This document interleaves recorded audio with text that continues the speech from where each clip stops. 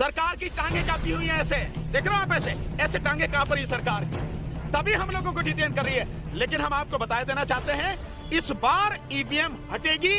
2024 का लोकसभा चुनाव ईवीएम से नहीं होगा, केवल और केवल बैलेट पेपर से होगा। सो मैं साउथ दक्षिण भारत में होकर आया हूँ, वहाँ जबरदस्त तरीके से उबाला, पूरा दक्षिण भारत इसका विरोध करेगा, ईवीएम घुस नहीं पाएगी। गांव गांव में मैं आपको बता रहा हूँ, पंजाब में नहीं घुस पाएगी, हरियाणा के साथी खड़े हैं, हरियाणा में नहीं घुस पाएगी, क्योंकि सभी थाने इस समय भरे हुए हैं। आज जो एक जबरदस्त प्रदर्शन था, अलग अलग जगह से लोग आए, इन्होंने कुछ लोगों को, कहीं 50 को, कहीं 20 को, कहीं 25 को, कहीं 30 को, कहीं 70 को, कहीं 60 को, इस तरह से अलग अलग थानों में इन्होंने जो है डिटेन करके रखा हुआ है, इसलिए जगह नहीं है।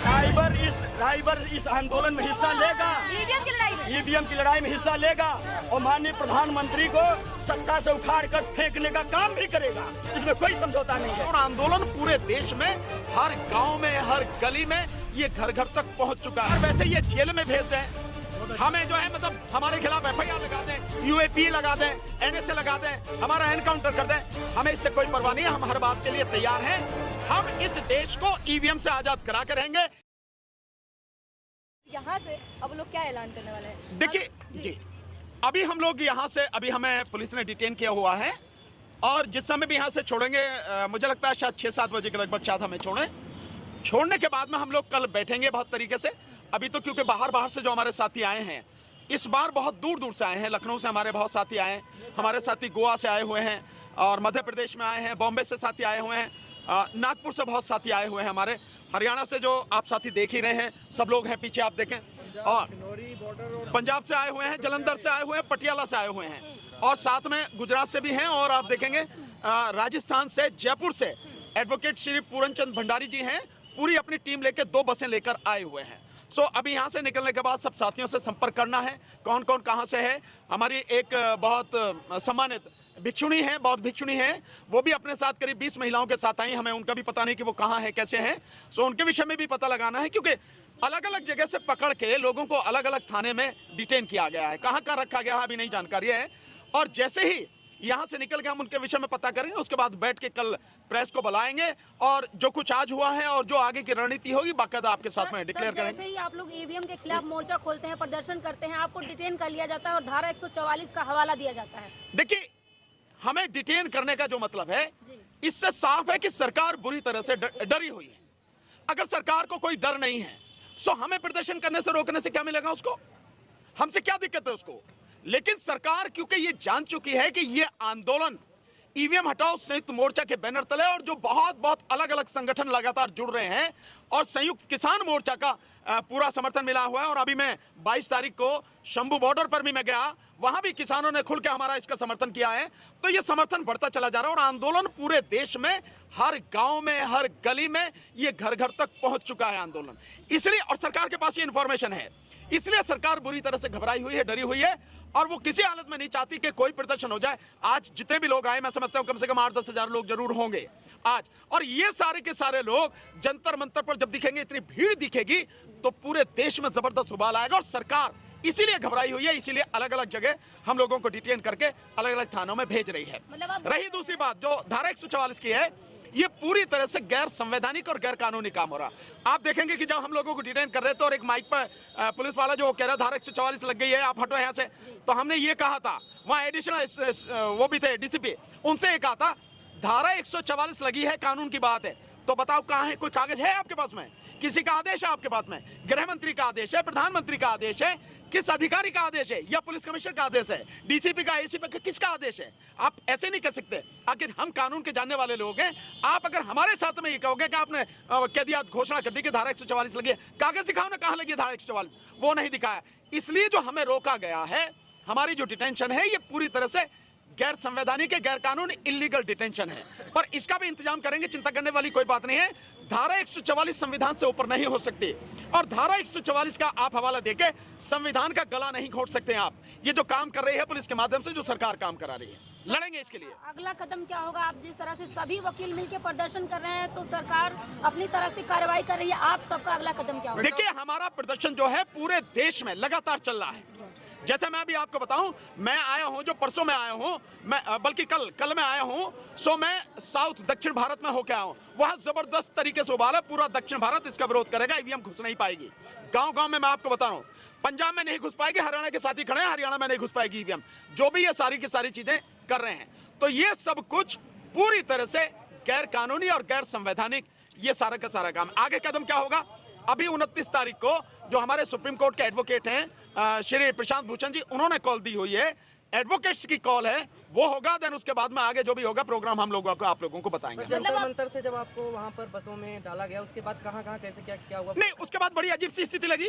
पहले तो वहां से हमें उठा के और घुमा के हमें लेके गए, पहले वहां पे वो जो संसद मार्ग थाना है वहां पे रोक के रखा। देन उसके बाद में वहां से गाड़ी को लेके चले, तो हमने सोचा कि शायद मंदिर मार्ग थाने जाने होंगे, वहां से घुमाते हुए लेकर आए, वो घुमाते हुए लेके, और फिर वहां से चाणक्यपुरी की तरफ को होके फिर पटेल मार्ग पे होते हुए हवाई अड्डे के इधर को आके फिर यहाँ ले आए, और यहाँ लाके फिर यहाँ से आगे को ले गए, कापासेड़ा थाने के सामने लाके फिर यहाँ से आगे को ले गए, फिर गाड़ी वहां से मतलब एक आगे शायद वो है एक फार्म हाउस में शायद रखने का था, फिर उसने शायद क्या हुआ हमें नहीं पता, उसके बाद आगे को ले गए और वहाँ हरियाणा बॉर्डर से घुमा के और तब यहाँ लाके यहाँ इसमें कापासेड़ा थाने में इस समय हमें को डिटेन किया हुआ है। देर से हिरासत में है आप? नहीं, आप समझे कि जिस समय हमें प्रोग्राम तो 12:30 बजे हमारा वहाँ पे था, और आप समझिए करीब 1 बजे के लगभग हम लोगों को वहाँ से डिटेन किया। उसके बाद से लेके आ रहे हो, तब से हम लोग यहीं पर हैं, इसमें कापासेड़ा थाने में है। अब जिस समय भी हमको छोड़ेंगे उस समय की बात है। लेकिन सर जंतर मंतर के पास तो और भी थाने थे वहाँ नजदीक में ही, फिर इतनी दूर यहाँ पे? भाई अलग अलग जगह जो है क्यों कर रहे हैं ये? क्योंकि सभी थाने इस समय भरे हुए हैं। आज जो जबरदस्त प्रदर्शन था, अलग अलग जगह से लोग आए, इन्होंने कुछ लोगों को, कहीं 50 को, कहीं 20 को, कहीं 25 को, कहीं 30 को, कहीं 70 को, कहीं 60 को, इस तरह से अलग अलग थानों में इन्होंने जो है डिटेन करके रखा हुआ है। इसलिए जगह नहीं है, इसलिए हम लोगों को इधर लाए। और वैसे भी हम सारे के सारे जो मुख्य लोग हैं यहाँ पे, मैं हूँ, मेरे साथ में इंजीनियर डीसी कपिल साहब हैं, हिजम राजन सिंघा साहब हैं, साथ में भाई महमूद पराचा जी भी हैं, और मंत्री जी राजेंद्र पाल गौतम जी भी हैं, आप हमारे साथ में चौहान साहब भी, हम जितने भी हमारे एडवोकेट प्रेम सिंह जी हैं, आप देवास मध्य प्रदेश से आए हमारे एडवोकेट साथी हैं। तो ये जो सब लोग हैं, इन सबको यहाँ रखा गया है। हो सकता है कि भाई दूर ले जाओ, जब पास में आ जाओगे, इन्हें छोड़ोगे तो पास में तो फिर नहीं पहुंच जाओगे, ये भी बात हो सकती है। सरकार को डर सता रहा है कि दोबारा प्रदर्शन शुरू कर देंगे। सरकार की टांगे कापी हुई है, ऐसे देख रहे हो आप, ऐसे टांगे कांप रही सरकार की, तभी हम लोगों को डिटेन कर रही है। लेकिन हम आपको बता देना चाहते हैं, इस बार ईवीएम हटेगी। 2024 का लोकसभा चुनाव ईवीएम से नहीं होगा, केवल और केवल बैलेट पेपर से होगा। ये स्थिति है आज की तारीख में। 8 से 10,000 लोगों को डिटेन किया गया है। निश्चित रूप से इतनी भारी भीड़ भारी भीड़ आई हमारे आने के बाद में। हमारे आने के बाद में 150 जो हमारे साथी है वो तो लखनऊ से आए हुए हैं। जेल में भी भेजा जा सकता है आपको, या हिरासत में रखेंगे? नहीं, ये जेल में नहीं भेज सकते। किस आधार पे भेजेंगे? ये धारा 144 है। धारा 144 का मतलब होता है डिटेंशन। और वो भी कैसे होता है कि सुबह से लेकर शाम तक। अब शाम को जाके हम प्रदर्शन नहीं कर सकते ना आप, इसलिए ये सारी चीजें हैं। और वैसे ये जेल में भेज दें, हमें जो है मतलब हमारे खिलाफ FIR लगा दें, UAP लगा दें, NSA लगा दें, हमारा एनकाउंटर कर दें, हमें इससे कोई परवाह नहीं है। हम हर बात के लिए तैयार हैं। हम इस देश को ईवीएम से आजाद करा के रहेंगे। इस देश में जो गुंडागर्दी सरकार की चल रही है, हम उस गुंडागर्दी को खत्म करके रहेंगे, देश को आजाद करा के रहेंगे। है जितनी बार आपने आह्वान किया इस आंदोलन का, उतनी बार डिटेन कर लिया गया, उतनी बार जो आप ज्ञापन देने गए, एक बार भी आपको जाने नहीं दिया गया। एक बार 6 जनवरी को जो हम लोगों ने प्रदर्शन किया था जंतर मंतर पर, वो उसको छोड़ के बाकी बार ये डिटेन कर रहे हैं। तो इसकी हमें चिंता नहीं है। ये करें, कितना करेंगे, ये हमारे हौसले तोड़ना चाहते हैं क्या? फर्क पड़ेगा ना, आंदोलन इससे और तेज होगा। आप देखिए, जितनी बार ये हम पे अत्याचार करेंगे, जितनी बार हम पर डिटेन करेंगे, जितना हमको जेल में डालने की कोशिश करेंगे, जितना हमारे साथ अन्याय करेंगे, अत्याचार करेंगे, आंदोलन उतना ही बढ़ेगा।